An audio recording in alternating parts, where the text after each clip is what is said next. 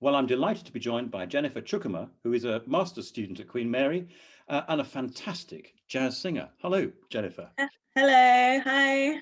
Now, what are you studying here at Queen Mary? So I'm studying a master's in computing and information systems. So very technical. But you are, if I may say, a really outstanding jazz singer. So Thank why you. are you doing your master's this year? Because I know there's a story behind it.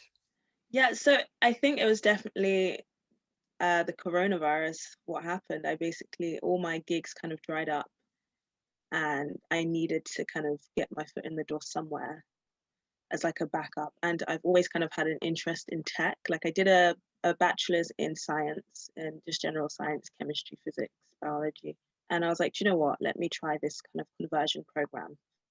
So I'm Yeah. actually quite enjoying it. It's so different to music, which I absolutely love, but I'm happy in a way that I'm learning something new. When did music begin for you? Is it always been something that you've wanted to do? Well, I think it's kind of crept up on me. Like it's all like music has always been part of my life. It's always been part of my family. I always hear it in my household. My cousins used to play me different genres of music, so I've always kind of had music kind of resonating in my life. Um, I think deep down it was always there that I always wanted to be a singer. When you say indeed music was always surrounding you, what was that music? It was a mixture. It was a lot of Whitney Houston. It was a lot of like soul music. It was a lot of African Nigerian music, But then it also like when I was in school, it was also classical. So it was really a range of different things kind of going around. And for me, I like to be open to different things. So I even listened to rock. I listened to indie. I listened to so many different genres. That because for me, music is about like feelings. It shouldn't be static. Like it's not okay. I am a jazz singer. I only listen to jazz. No, like for me, it's whatever mood I'm in. So when did jazz begin? Because jazz is a particular genre that we always associate so many people liking, but in actual fact, few really relate to jazz or few get involved in jazz. Ooh, so actually, it was during my high school. The only lessons they were giving to people that wanted to sing were jazz lessons. So I was immediately put forward for jazz. And so I started having jazz singing lessons, but I didn't really know, like, I didn't really find my love for it till afterwards. Like, I was doing it because I wanted to sing and I wanted to get my voice out there during school. But it was only later that I was like, my voice is way suited to jazz. Like, I'd like sing different like genres, like maybe like a soul song, but it wouldn't really fit my voice. And everyone would be like, you kind of suit the jazz songs you were singing before. You should stick to that. And were there particular influences, particular jazz singers that influenced you at that time? Well, in the beginning, I'd say in the beginning it was definitely like Ella Fitzgerald, um, again Sarah Vaughan, but I didn't really. I'd say even Amy Winehouse I mean, she's more of a newer jazz artist, but that was the only person I could really associate with. Um, but then it came later in terms of me kind of accepting my voice because at the time I never accepted my voice. I was like, why don't I sound like, the Beyoncés of this world or the Whitney Houstons of this world? Why is my voice so deep? Why is it different? And then over time, I've learned to kind of love my voice. And then it's through there that I kind of delved really deep into the whole jazz world and discovered so many different artists that I like. Yeah, so that's definitely. I know from your choice of jazz singers, which we're going to discuss in a little while. Obviously, you go back to the great jazz singers of the past, Yeah, that swing era. Do you have a particular love for the swing era? Because there are so many different genres of jazz as well, aren't there? yeah, there is. I definitely think swing, the swing era resonates with me more. Maybe because it's a bit newer and more. Yeah, it just fits with my kind of style and my what I really love, and it just resonates with me definitely. So, how important is music to your life, and how important, even though you're doing your master's degree in a science-based subject, how important is it to you this year? Music has always been so important to me. I'd say it's the soundtrack to my life. What would life be like if you didn't have music? or you couldn't have music? Oof, I haven't even imagined it. It'd be empty. Yeah. If there was no music in my life would definitely be empty. I couldn't I wouldn't be able to deal with things. I don't know, for me, music is like, I use music as a tool to deal with a lot of stuff, to deal with a lot of pain, to deal with a lot of things that I'm going through, to also deal with a lot of happiness. And I think if I didn't have that kind of thing there, this tool there, I just wouldn't be able to cope. I can't imagine life without it. Like I've met a few people actually, which is really shocking, that don't really listen to music that often, and I'm like, well, why wouldn't you? I think it's the greatest thing that could possibly, like, human beings have ever created. I mean, I know there are different things that, people have their different vices, but for me, I resonate more with music, 100%. And I think it's not just because I think I'm more of an instrumentalist when it comes to this. Like, I actually listen more to the sounds. I listen to the sound of the voice, not actually the lyrics. It's more the sounding that gets me, because I feel like every sort of sound is an emotion. It's like the tone, like different things. Like it for me, music is just, it's my life. Bearing all that in mind, has there been any particular musical experience that has stayed with you and made a particular impact on your life? Oh, there's probably about two that I would say are the most impactful.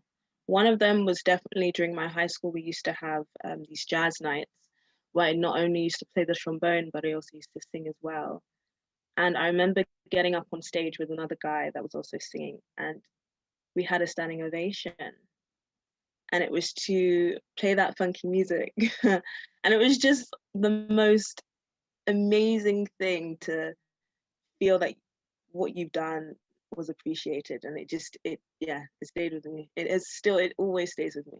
And then the other one would definitely, again, it was quite recently. I was doing a show at this place called Proud Embankment. It's like this cabaret venue. I'm their kind of resident singer, and it's always kind of packed out. And I always get very nervous. I'm a very nervous singer, and I personally thought I wasn't doing great at all. But towards the end of my set, again, there was another standing ovation, and I think I almost cried. Cried at just people appreciating what I had done. And it was just a memorable moment to kind of have about 300, 400 people kind of standing up in this huge venue. What do you want to do when you've done your master's degree? Do you want to go back into music, back into your performing? And is that your main purpose? Yeah, I think, like, I feel like my main goal is definitely to sing. It's definitely to try and navigate this, the industry, the music industry, as a jazz singer, and just sing as much as possible. We're going to discuss your own choice of Yeah, piece with these great jazz singers that you've yeah. selected. But you're also going to be sharing with us some of yourself singing, Summertime and My Funny Valentine. Why those particular pieces? Do you have a particular love for those? Ooh, I've sang them so often. It's like second nature to me, those songs.